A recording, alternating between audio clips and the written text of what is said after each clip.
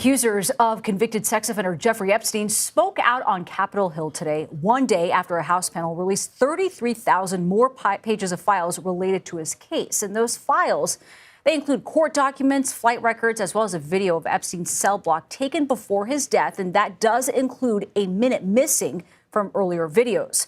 But those new files have also been heavily redacted, and many were already in the public domain. Today, Epstein accusers joined calls for the Justice Department to release all the files related to the case. Every day of this journey toward healing has come at a profound cost to my mental health. But I am here. I chose to come because this bill really matters. I was 16 years old when I was flown to New Mexico to spend a weekend with Epstein and Maxwell. That same year, 1996, my sister, Maria Farmer, reported what happened to me there. 30 years later, we still do not know why that report wasn't properly investigated. It's so hard to begin to heal knowing that there are people out there who know more about my abuse than I do. Today's bipartisan news conference was organized by Republican Congressman Thomas Massie and Democratic Congressman Ro Khanna. They are working on a petition forcing a vote to compel the Justice Department into releasing all of the files in the Epstein case. CBS News legal reporter Katrina Kaufman joins us now with more on this. She's been following the story all day. And Katrina, this GOP-led panel subpoenaed the Justice Department for Epstein records. That was several weeks ago. And now we're learning that this latest batch is both heavily redacted and, most importantly, mostly already publicly available. So what are the political optics in play here?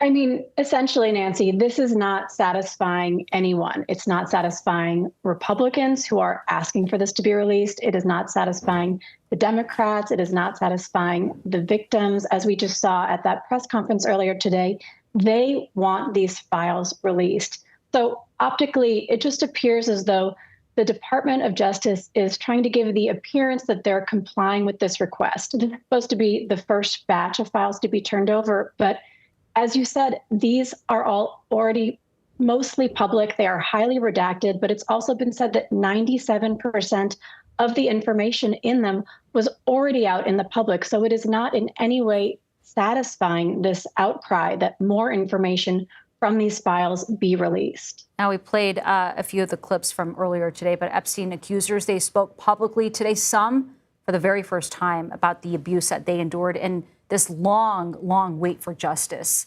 What does justice look like for them at this point? Yeah, I mean, it was very powerful to hear them speaking today. They say that justice includes accountability. It includes all of these files being released. They do want their personal information to be redacted, but they want any names affiliated with Jeffrey Epstein and what he did out in the public. And what they say is that it should not be their responsibility to release these names. They know them. In fact, they announced today that they're planning to work with other survivors to compile their own list of people that they know were involved in all of this. But it's not yet clear if they will ever make that public. One of their lawyers did say that if someone wants to prosecute, they'll talk to them about it. But they feel it is the government's responsibility, Nancy. They say the government has these names. And in fact, they're scared. They could be sued. They could be attacked. And as someone put at that press conference, who stood up for them the first time?